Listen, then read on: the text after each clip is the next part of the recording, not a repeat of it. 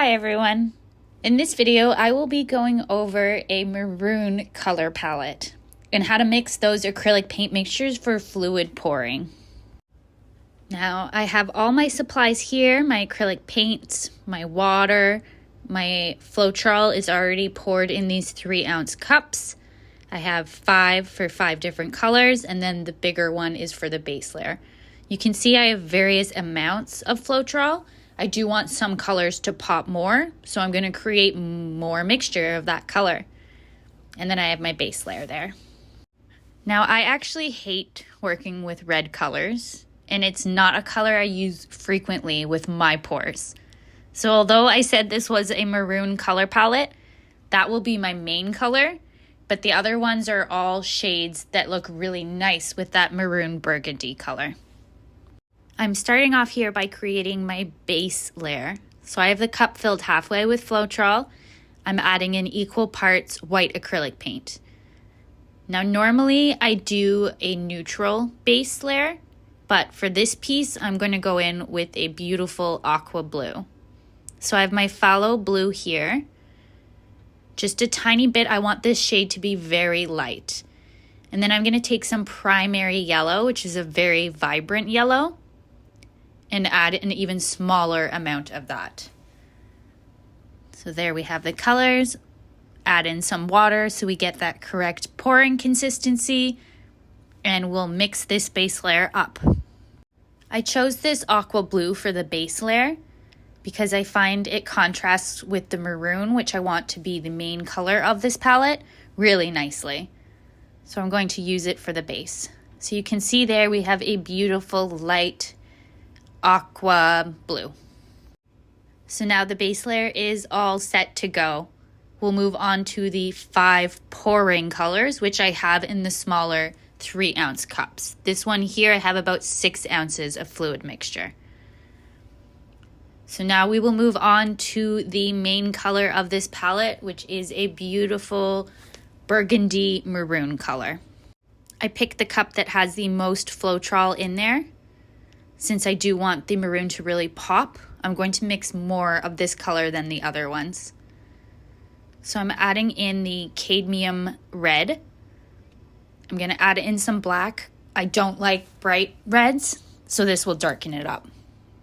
Since black is such a powerful pigment, I'm going to put just a little dollop on the mixing stick here to make sure I don't overdo it and end up with a really dark shade. So just a bit more black. That should do it. The last thing I'm going to add in is a little bit of primary blue.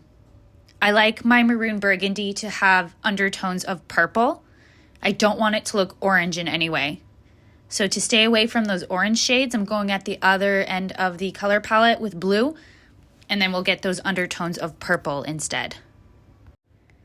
Added in some water there. And now we will mix this shade up and see if it is the shade of burgundy that I was looking for.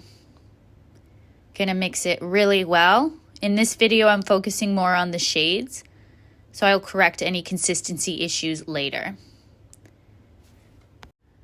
And there we have it. It's a beautiful shade of that burgundy maroon color. It's not too light, not too dark. And we do have those purple undertones since I added in the blue. There we go. So now that we have the main color ready, it's time to move on to the accent colors for this palette. With my palettes, I like to have at least 2 dark colors. It contrasts nice against your lighter shades. So for the other dark color, I'm going to do a deep navy blue. This one is very simple to mix. I'm just pouring in some primary blue, and then I will add in some black. And that's all that's needed to get your navy blue. I want this to be the darkest of all the colors, so I'm going to add a decent amount of black there. Now we'll add in that water, and then we will mix and see if it is the correct shade of blue that I'm looking for. So I'm just mixing that very well. And it looks like it is a nice deep navy blue. So we have the color that we're looking for here. And now we have our 2 dark shades. We'll move on to the 3 lighter shades to accent this palette. And again, I'm not focusing on the consistency right now. I'm focusing on getting the correct shades. I will go back in after to make sure they are all the right consistency. So this color will be one of the lighter shades, and this specific color is one of my favorites to use. I find it works so nicely in so many different color palettes. And that color is a Periwinkle Blue. So I have my deep violet here. I'm adding it to the Floetrol and white acrylic paint. I'm going to use my mixing stick so I don't add too much. Just a tiny bit of the purple, and then go in with my phthalo blue. Just a little bit more blue than purple there. Add in the water, and then I will mix it. So we'll just mix that all up. And just bear with me, guys, for these videos. The quality will get better. I'm still quite new to these YouTube videos, and I have absolutely none of the equipment you need to make proper videos. But I am working on it, and video by video, they should get a little bit better. So there we have our Periwinkle Blue. It's such a lovely shade. So there I have my navy blue, maroon, and periwinkle. And now with the 2 cups that are only filled with a little bit of Floetrol, I'm just going to mix 2 more neutral colors to balance it out. I almost always like to add in a metallic shade. So here I'm making a nice, beautiful gold. I have the Liquitex gold, but I do find it too yellow and too bright for my personal taste. So I'm just going to make it more of an antique gold. I added in the burnt umber brown, a tiny bit of black, and that should do it for a perfect gold metallic shade. So we'll just mix that up here, and we'll see if it is the color I'm looking for. The lighting is not ideal here, but I will show all 5 of these colors in better lighting once I have them all mixed.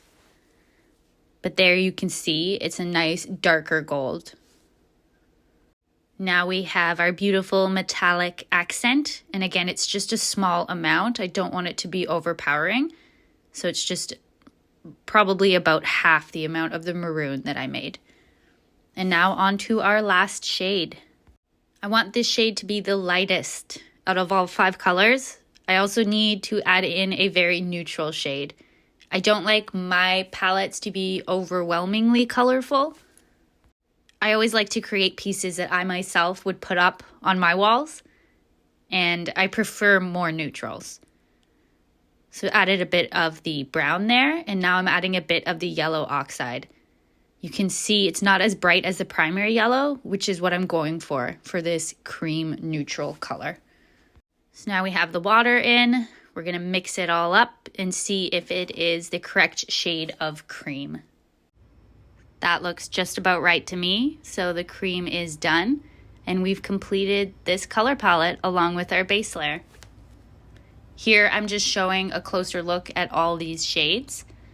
In my next video, I will be adding in some silicone oil and showing how I create cells with fluid art. So thank you guys so much for watching. I really appreciate it, and I will be back soon. Bye.